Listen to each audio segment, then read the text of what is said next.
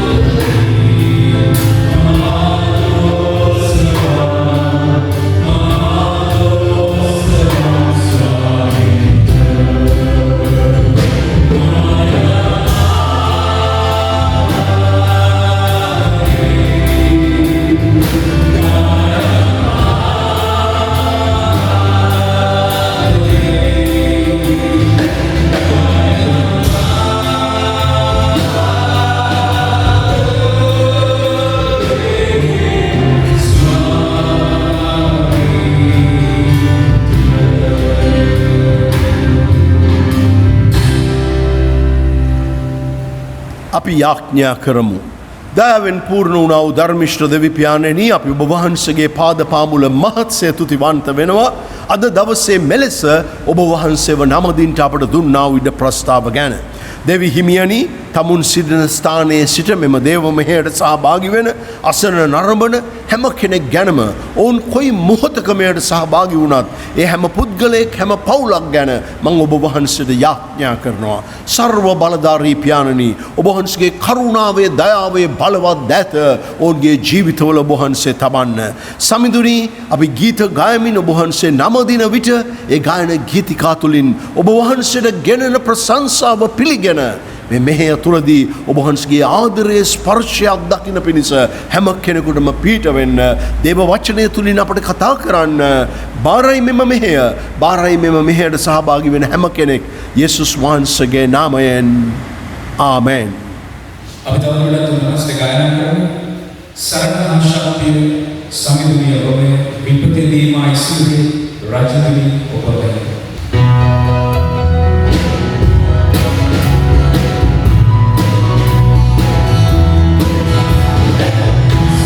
Yeah.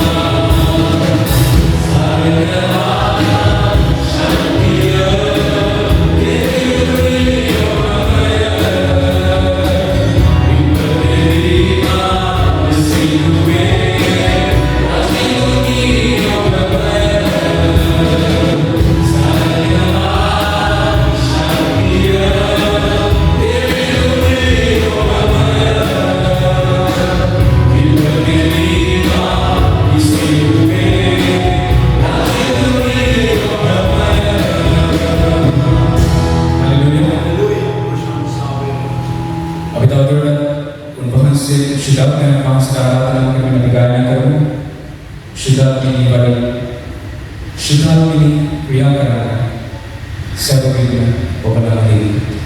අපි වහන්සේට ආත්මයෙන් යුතුව ඒ වචන සිහි කරමින් අපේ ජීවිතවල සැපගෙන ශිදාගෙන වහන්සේට ආරාධනා කරමු. මේ මොහොතේ අපි මේකේ තුරාගාන කරමු.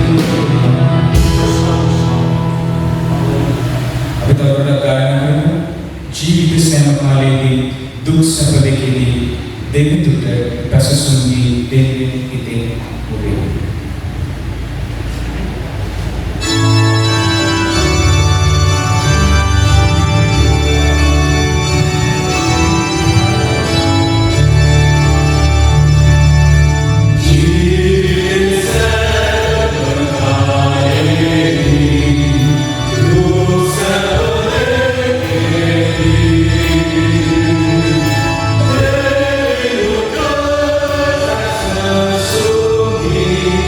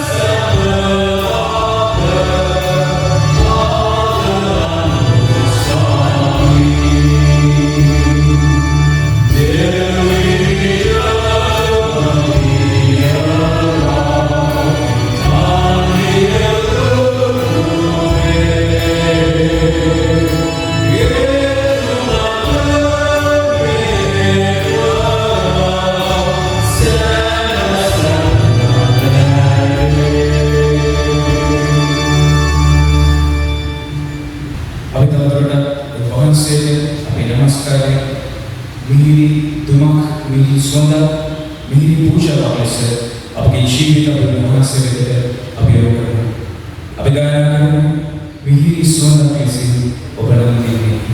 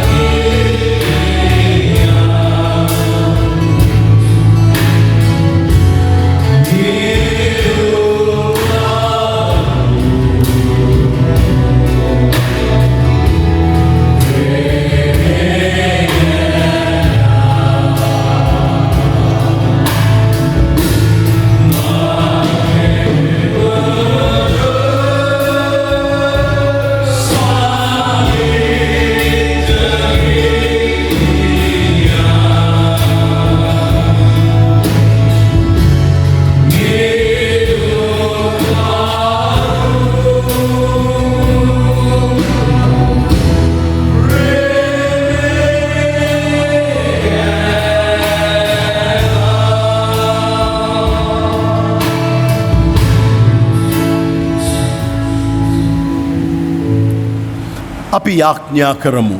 ශුද්ධ රජඳුනි බලවත් දෙවිඳුනි මෙලෙස ගීතිකා ගායමින් ඔබ වහන්සේව නමදින්ට දුන් ප්‍රස්තාව ගැන තුති. ඔබ වහන්සේගේ දරු කැලක් හැටියට අපි ඔබ වහන්සේව නමදින වෙලාවේ සභා පවුලේ හැම කෙනෙක් ගැනම අපි ඔබ වහන්සේට යාඥා කරනවා. විවිධ ප්‍රශ්න අමාරුකම් ලෙඩ රෝගකම් කටළු තුලින් යන යමෙක් ඉන්නවද? ස්වාමිනී ඔබ වහන්සේගේ හස්තය එයව ස්පර්ශ කරන්න. ස්වාමිනී පවතින තත්වයේ උඩ යමෙක් කොවිඩ් තත්වයට මුහුණදී අසනීපයෙන් සිටිනවද? ඒ අය ගැන එයාගේ පවුල්වල අය ගැන අපි ඔබ වහන්සේට යාඥා කරනවා. ඔබ වහන්සේගේ සෝයේ ස්පර්ශයක් දකින්නට ඔබ වහන්සේ ආයට පිහිට වෙන්න. තම දරුවන් ගැන අයදින දෙමාපියන් සමග රැකී ආරක්ෂා ප්‍රශ්න ඇති අය ගැන ආර්ථික අමාරුකම් වලට මුහුණ දී ඇති අය ගැන අපි ඔබ වහන්සේට යාඥා කරනවා. රටින් බැහැරව සිටින සභා පවුලේ හැම කෙනෙක්වම අපි ඔබ වහන්සේගේ පාමුල මතක් කරනවා. යම් හේකින් අද දවසේ යමෙකුට මේ මෙහෙය නරඹන්නට බැරි වුණාද? මේට සහභාගී වෙන්න බැරි වුණාද? ඒ හැම කෙනෙක් ගැනද අපි ඔබ වහන්සේට යාඥා කරනවා. දෙවි සමිඳුනි බලවත් පියාණෙනි සියලු ගෞරවය ඔබ වහන්සේට පුද කරමින් අද දවසේ අපි ඔබ වහන්සේගේ වචනයට සමන් දෙන්නට යන මේ මොහොතේ ඒ වචන තුලින් අපට කතා කරන්න යේසුස් වහන්සේගේ නාමයෙන් ආමෙන්. දෙවි පියාණන් වහන්සේගේ නාමයට සැබවින්ම තුති වේවා. අද දවසේ මෙලෙස උන්වහන්සේගේ උතුම් වචන දෙස බලන්ට අපට දුන්නා වූ අලංකාර ඉඩ ප්‍රස්තාව ගැන අපි දෙවියන් වහන්සේට තුතිවන්ත වෙමු. අපි උන්වහන්සේගේ වචනේ ඉගෙන ගැනීම ඉතාමත්ම වැදගත් වෙනවා. වචනේ ඉගෙන ගන්න ඕනේ. ඒ වචනේ අපි ඉගෙන ගන්න විට අපේ ආත්මික ජීවිතය ජොලිත වෙනවා. මොකද ඇදහිල්ලේ ගමන ජොලිතව යා යුතු ගමනක්. ඒ සමගම ඇදහිල්ලේ ගමන ශක්තිමත් වෙන ගොඩ නැගෙන දේවල්ද අපි දේව වචනයෙන් ඉගෙන ගත යුතුව තිබෙනවා. එහෙම නැත්නම් ජීවිතයේ විපත් බාධක පැමිණෙන විට අපි ඇදහිල්ල වැටී යාමක් සිදුවන්නට පුළුවන්. පෞගිය දවස්වල ගිය ඉරිදා ඉස්සලා ඉරිදාවන් කිහිපයක මම ඔබ සමග දසපනත ගැන බැලුවා. ඔබට මතක ඇති. මම අන්තිම දවසේ ඔබ සමග බලපු දසපනතේ පනත තමයි ඔබේ මවටත් පියාටත් ගෞරව කරන්න. දෙමාපියන්ට ගෞරව කිරීම ඉතා වැදගත් දෙයක්. වැඩිහිටි දෙමාපියන් ඉන්න තරුණ දෙමාපියන් තමුන්ගේ මවට පියාට ගරු කළොත් තමයි ඔබේ දරුවෝ ඉගෙන ගන්න ඔබට ගරු කරන්නේ. ඒගොල්ලෝ දැකලා ඉගෙන ගන්න. ඒ නිසා අපි දෙමාපියන්ට ගරු කරන්න ඕනේ. මව පියා ජීවතුන් අතර හිටියත් නැතත් අපි එයට ගරු කළ යුතු බව අපි මතක් කරගත යුතුව තිබෙනවා. මේ ආඥා උදෙසා අපි බලනකොට නික්මයාම පොතේ 20 වෙනි පරිච්ඡේදයේ ඊළඟට අපි දකින ආඥාව තමයි එතන සඳහන් වෙනවා මිනි නොමරව කියලා. එතන සඳහන් වෙනවා මිනි නොමරව. ඊටාම පැහැදිලි ලෙස එතන කියනවා මිනි මරන්න එපා. මිනි නොමරව. උන්වහන්සේ නියෝගයක් දෙනවා. දැන් අපි ගැන බලාගෙන ගියාම අපි මිනි මරන්නේ නැහැ. අපරාධ කියන්න බෑ. හැබැයි අපි සමහරලාට කියනවා ওই මිනිහා මැරිලා යන්නේවත් නෑනේ. අපි ඒ වගේ ලස්සන නෙමේ ඊට වඩා සැර විදියටත් අපි කියනවා මිනිසුන්ගේ මරණය අපි ප්‍රාර්ථනා කරනවා. ඒකත් හරියට මිනි මැරීමක් හා සමානයි කියන එක කිසි විටක අමතක කරන්න එපා. අමතක කරන්න එපා. යේසුස් වහන්සේ කිව්වා අපි සිතන සිතුවිල්ල තුලත් එවැනි ක්‍රියාවක් අඩංගු වෙනවා කියන එක. ඉතින් අපි මතක තබා ගන්න ඕනේ දෙවියන් වහන්සේගේ දරුවන් හැටියට මිනිමැරීම අපිට කරන්න බෑ විතරක් නෙමේ කෙනෙක්ට මරණය ප්‍රාර්ථනා කරන්නත් බෑ. ওই මිනිහා මැරිලවත් යන්නේ නැහනේ. මැරෙන්න ඕනේ කියලාවත් ඒ ටික අපි මතක තබා ගත යුතුයි. එතකොට ආඥාවන් වල ඊළඟට තියෙන ආඥාව තමයි නික්මයාම පොතේ 20 වෙනි පරිච්ඡේදයේ 14 වෙනි පදේ කාම මිත්‍යාචාරය නොකරව. කාම මිත්‍යාචාරය නොකරව. වැරදි ලිංගික හැසිරීම් වල වරද දේව වචනය අපට පෙන්වා දෙනවා. අද අපි ජීවත් වෙන සමාජය හරි දියුණුයි කියලා ගොඩක් දෙනා කියනවා. මේ දියුණුව කොච්චරද කිව්වොත් අද සමහර රටවල ඉස්සරහට මේවා ලංකාවටත් එයි. ඒ නිසා පරිස්සම් වෙන්න. සමහර රටවල නීති හදලා තියෙනවා පුරුෂයෝ එක්ක විවාහ වෙන්න ස්ත්‍රීන් එක්ක විවාහ වෙන්න. බලන්න සදාචාර විරෝධී දේ අනුමත කරලා දැන් ඒවා කතා කරන අපි වගේ අය සමහරු හඳුන්වන්නේ බුද්ධිමත් නෑ, සමාජයේ දියුණු වෙලා නෑ, ඔන්න ඔය වගේ. නමුත් දේව වචනයට පටහැනි දේවල් කරන්න කරනවාද සමාජය අපි දකිනවා. හැබැයි මේකත් මතක තබා ගන්න බයිබලයේ කියලා තියෙනවා එවැනි නුසුදුසු දේ කරන කාලයක් පැමිණෙනවා කියලා. කනගාටුදායක දේ ක්‍රිස්තියානී කියන සමහර සභාවලුත් මේවා අනුමත කරලා තියෙනවා. ක්‍රිස්තියානී කියන සමහර සභාවලුත් මේවා අනුමත කරලා තියෙනවා. ඒවා කනගාටුදායක කාරණයන්. අපට දේව වචනයෙන් පිට යන්න බෑ. මේ බයිබලයෙන් පිට යන්න බෑ. බයිබලය ගැන කියනකොට දැන් සමහර අය කියනවා බයිබලය කියන්නේ ඉතින් පරණ පොතක්නේ. බයිබලය කියන්නේ පරණ පොතක්නේ. ඉතින් අදට මේක කොච්චර දුරට අදාළද කියන ප්‍රශ්නය සමහර අය අහනවා. මේක කියනකොට කියන ගානේ මට මතක් වෙන කතාවක් තියෙනවා. ලෝක ප්‍රකට ඉවැන්ජලිස්ට්වරයෙක් වන රයින්හාඩ් බොන්කෙතුමා කියපු ප්‍රකාශනයක්. දවසක් එක්කෙනෙක් ඔහුට කිව්වලු මේ බයිබලයේ පරණ පොත ඕක අදට අදාළ නැහැ කියලා. හොඳට මේ මධ්‍යහන වෙලාවේ මේක කියලා තියෙන්නේ. එයා කිව්වලු යාළුවා අපි පොඩ්ඩක් යමු එළියට කියලා. යාළුවව එළියට අරගෙන ගිහිල්ලා රයින්හාඩ් බොන්කෙතුමා කිව්වලු බලන් ඉර දිහා කියලා. ඉතින් එයා බලන්න හදලා බලලා කිව්වලු මේක අවුව සැර වෙලාව මේ වෙලාවේ අමාරු ඉර දිහා බලන්න කියලා. ඒතකොට රයින්හාඩ් බොන්කේ කිව්වලු ඉර ගොඩාක් පරණයි. ඒ නිසා බලන්න පුළුවන් කියලා. එයා කිව්වලු නෑ බලන්න බෑ. එතකොට රයින්හාඩ් බොන්කේ කිව්වලු ඒ වගේ තමයි දෙවියන් වහන්සේගේ වචනය අපි කොච්චර පරණයි කිව්වත් ඒ වචනේ බලය අඩු වෙලා නෑ. ඒ සත්‍යතාවය අඩු වෙලා නෑ. දායබර සහෝදර සහෝදරනි මේ වචනය සදහටම පවතින වචනයයි. මේකේ සඳහන් වෙන දේවල් පියවරෙන් පියවර සිදුවෙනවා අපි දකිනවා. මේකේ සඳහන් වෙන දේවල් කරන අය මේ අනුව ජීවත් වෙන අය දෙවියන් වහන්සේගේ රාජ්‍ය උරුම කරගන්නවා. ඒක අමතක කරන්න එපා. අපි බයිබලයේ එපිස පොතේ 5 වෙනි පරිච්ඡේදයේ 5 වෙනි පදයේ දෙස බලනකොට එපිස 5 මෙන්න මෙහෙම කියනවා. මක්නිසාද වෛශ්‍යාකම් කරන්නෙකුටවත් අපවිත්‍ර තැනැත්තෙකුටවත් රූප වඳින්නෙකුටවත් ලෝභයෙකුටවත් දෙවියන් ක්‍රිස්තුස් වහන්සේගේද දෙවියන් වහන්සේගේද රාජ්‍යයේ උරුමයක් නොලැබෙන බව නුඹලා සන්තක ලෙස දැන සිටින්නහුය. මේ වැරදි දේ කරන අයට දේව රාජ්‍යයෙන් නොලැබෙන බව මේ වහල සමහර අය අකමැති. මේ ඇහුවහම මෙවැනි දේවල් කියන අයට මිනිස්සු අකමැති. ඒක ප්‍රශ්නයක් නෑ. සත්‍යතාවය දේශනා කිරීමයි දේවදාසයන්ගේ වගකීම. මෙවැනි දේ කරන අයට ස්වර්ග රාජ්‍ය අහිමි වෙනවා කියලා දේව වචනේ කියනවා. දායබර සහෝදර සහෝදරනි අපි ක්‍රිස්තියානි කිව්වට හරියන්නේ නැහැ. අපි පල්ලියේ වැඩ කළා කිව්වට හරියන්නේ නැහැ. අපි පල්ලිය ගියා කිව්වට හරියන්නේ නැහැ. සදාතනික ජීවනයේ උරුම කරගන්න මේ වචන අනුව අපි ජීවත් විය යුතුයි. දසපනති කියනවා කාම මිත්‍යාචාරය නොකරව කියලා. අද සමහරු ගොඩාක් අයට පව්කාරයෝ කියනවා. මේ සමාජයේ අපි ඒක දකිනවා. ඇයි මිනිස්සු කුඩු ගහනවා? කුඩු ගැව්වම ඇත්තනේ මේ මිනිස්සු අමුතු විදිහට යන්නේ පව්කාරේ. ගණිකාවන් පාරවල් වල හිටගෙන ඉන්නවා. ඉතින් යනකොට පේනවා අන්න අර බලන්න ගණිකාව පව්කාර ගෑනු අපි කියනවා. හැබැයි වැදගත් කියන මහත්තුරු නෝනලා වැරදි ලිංගික ජීවිත රටාවන් හොර රහසේ ගත කරනවා.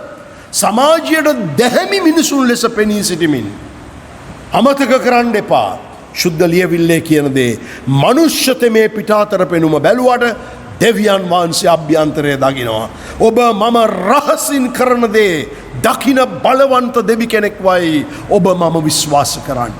ඒක අමතක කරන්න එපා.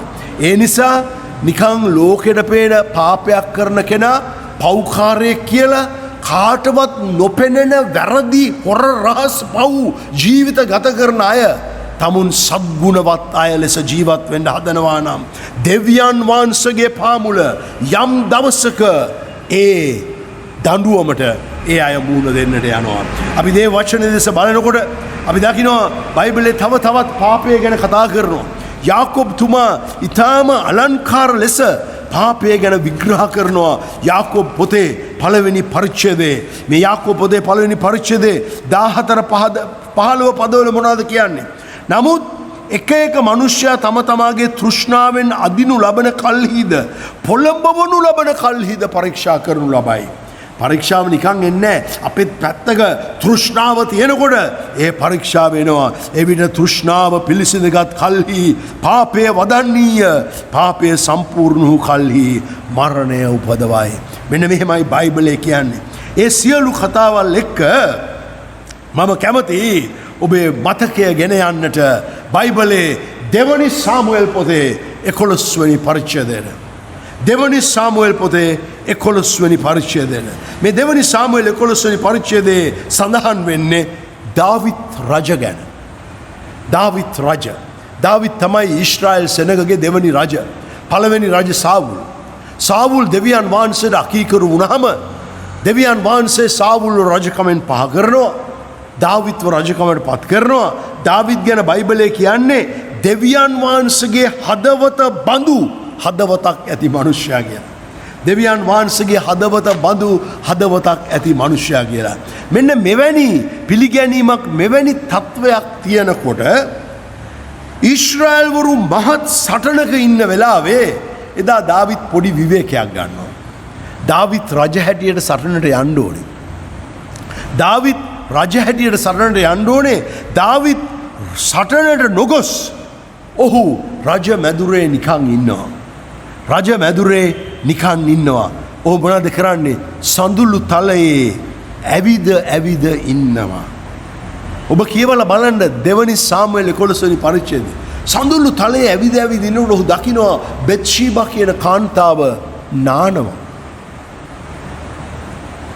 අන්න එතනදී මේ මනුෂ්‍යයා මොහු රජ මොහුව වරක හැඳින්වුවේ දෙවියන් වහන්සේගේ හදවතක් ඇති මනුෂ්‍යයා කියලා. මෙන්න බලන්න පාපයේ භයානකකම.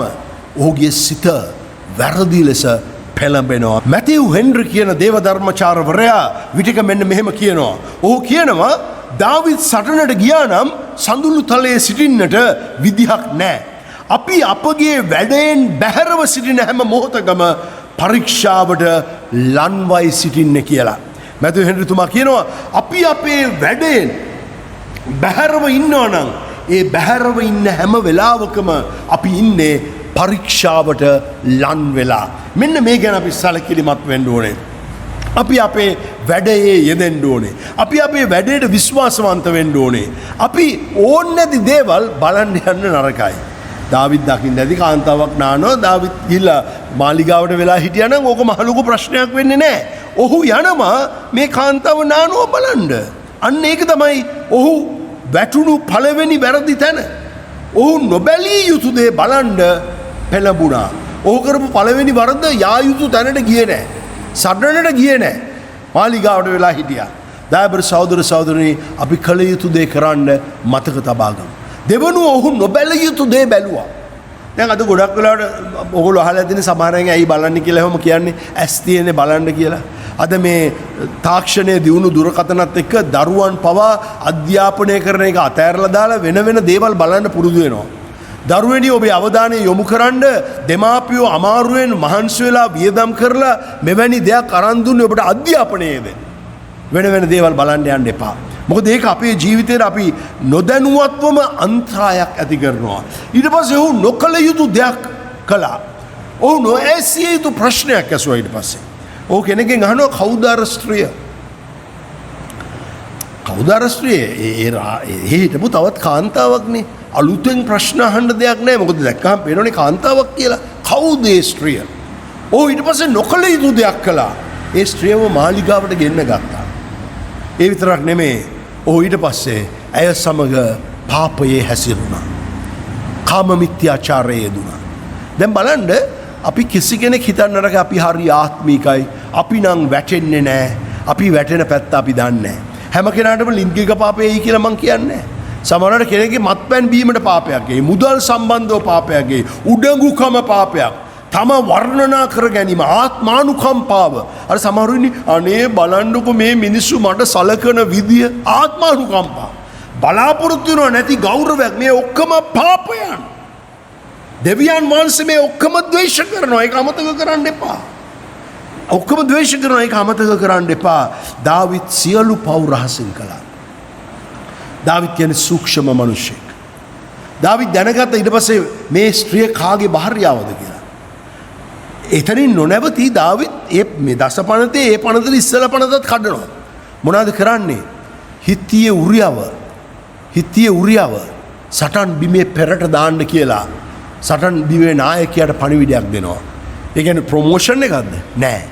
ඉස්සරහා ඉන්න අය තමයි පළමුව මරණයට මුහුණ දෙන්නේ. දාවිත් හිත්තියේ උරියව මරවනවා. මේක තමයි පාපයේ තියෙන භයානකකම. මිනිස්සු පව් කළාම ඒ පාපේ වහගන්න තවත් පව් කරනවා. ඒ පාපයෙන් මිදෙන්න, ඒ පාපේ හංගගන්න තවත් පව් කරන්න යෙදෙනවා. තවත් පව් කරන්න යෙදෙනවා. දාවිත් කාම මිත්‍යාචාරයේ පාපයට වැටුණා. එතනින් නොනැවති ඔහු මිනිමැරීමේ පාපය කරන්න තව පියවරක් ගත්තා. ඔහු මේ බෙත්ෂිබාගේ ස්වාමි පුරුෂයා වන හිත්තිය උරියාව මැරෙව්වා. දැන් සහෝදර සහෝදරයන් සමහර වෙලාවට ඔබ කල්පනා කරපුවා අයියෝ මේ අනපනත් මේ වයින් මොකක්ද අපට ඇති වැඩේ. අපිට ඕනේ නිකන් ආත්මිකව ප්‍රාණවත් වෙලා යන්න දෙයක්. ඔව් එහෙම දෙයක් ඕනේ තමයි.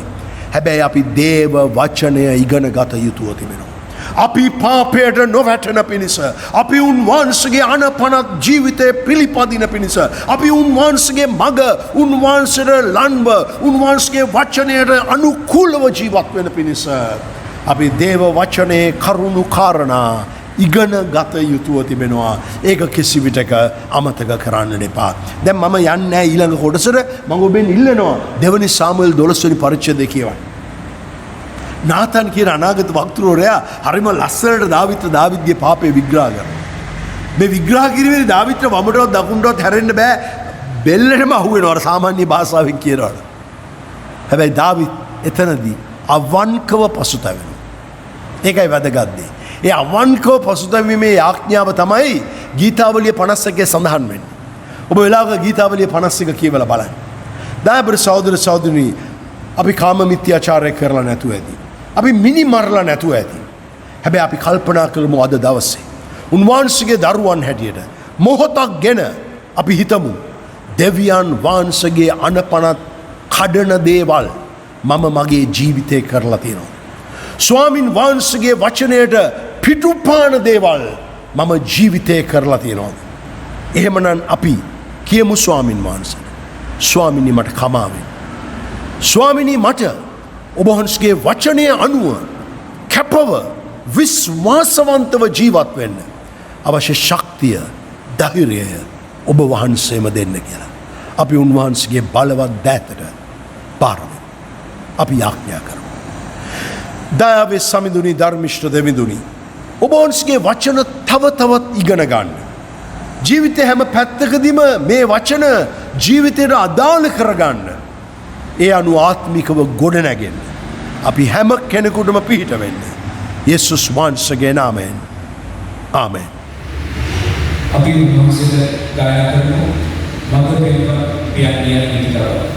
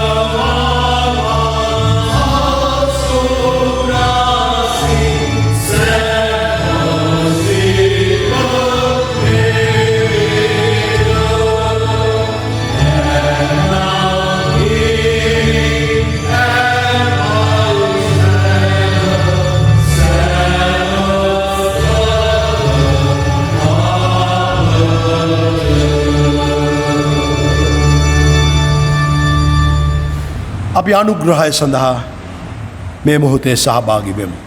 දැන් අපගේ ස්වාමී වූ යේසුස් ක්‍රිස්තුස් වහන්සේගේ කරුණාවද පිය වූ දෙවියන් වහන්සේගේ ප්‍රේමයද ශුද්ධාත්මයන්න් වහන්සේගේ සහභාගීකමද අපි කිනා සමග සදා කාලයටම පවතිවා.